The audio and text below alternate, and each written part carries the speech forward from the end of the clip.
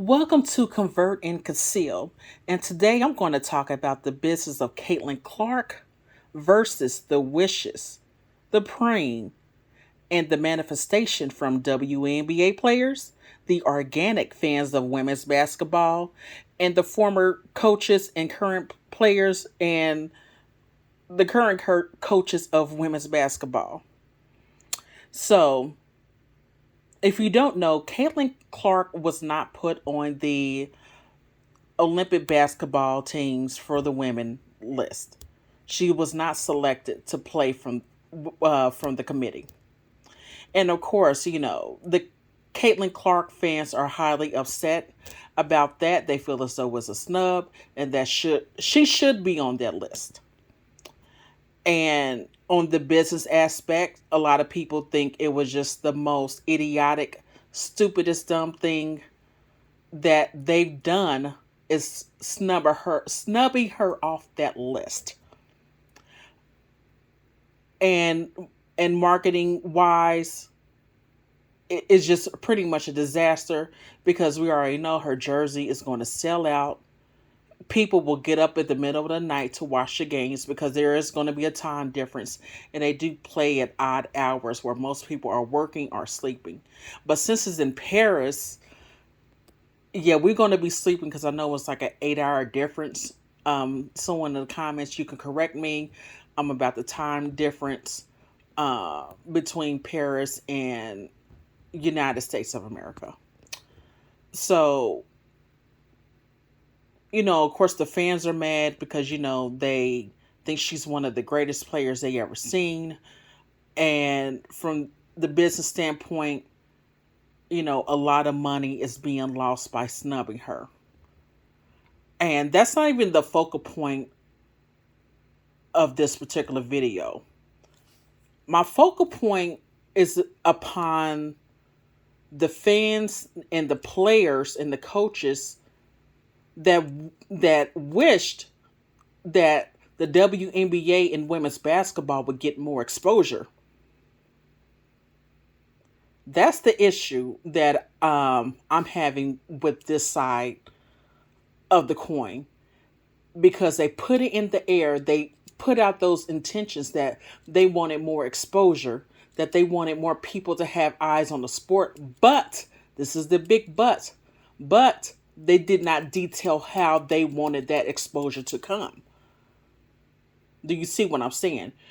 Like, and I'm pretty much getting this concept from one of my friends. Her name is Toy. Go ahead and check her at our page, Toy's Tarot Playhouse. I'm gonna put that in the comments so you go ahead and check it out. She was like, if you put certain intentions in the air, in the realm, in the world, however you want to call it, you may not know how you're going to get whatever you ask for. So, for instance, if I were to ask for $1 million, I just want $1 million.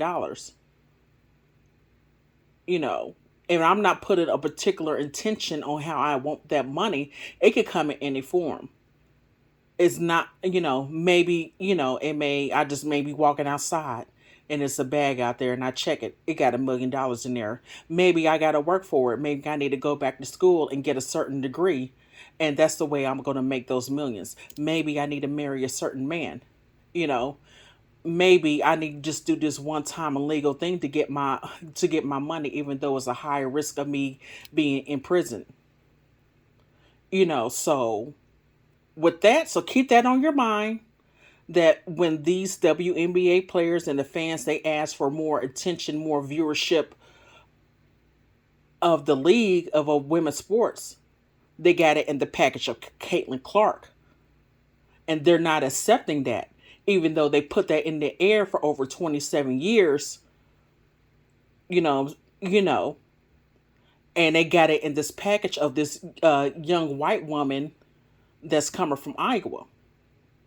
And now they're not accepting what they put in the air and they wish for.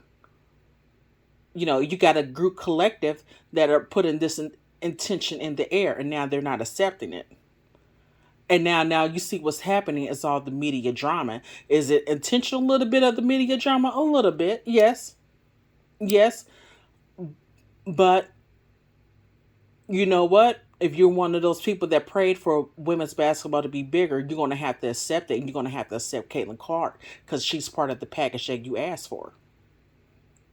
You know, we're all human. Are we going to complain a little? Are some of these people going to complain about this? Yes, they are.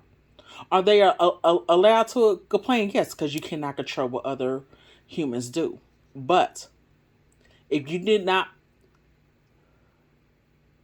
specifically have a list of what the type of package you wanted to make women's basketball to have more exposure, you kind of need to shut up. For real. Because you should have put it in detail. You should have wrote it out on a notebook and paper and detailing how you wanted the WNBA and women's basketball to be more exposed. And it came in a package you didn't like. A lanky white girl from Iowa that has a whole bunch of crazy ass fans that think she's the best woman that ever touched a basketball. And that is what you got.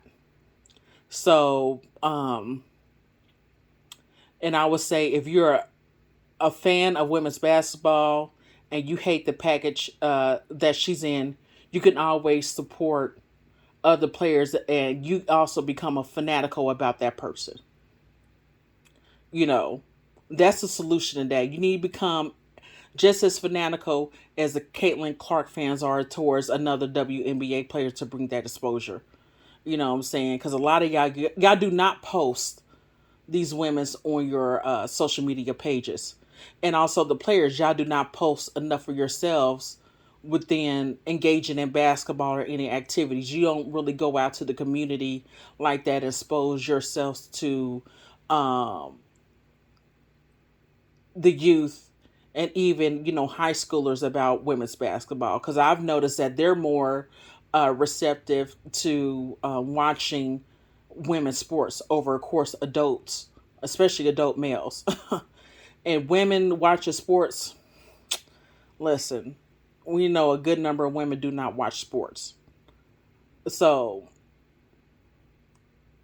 y'all really, if you're mad about this effect of Caitlin Clark, you can also make that effect and effect of other players in the league or upcoming players in the league. And that's it.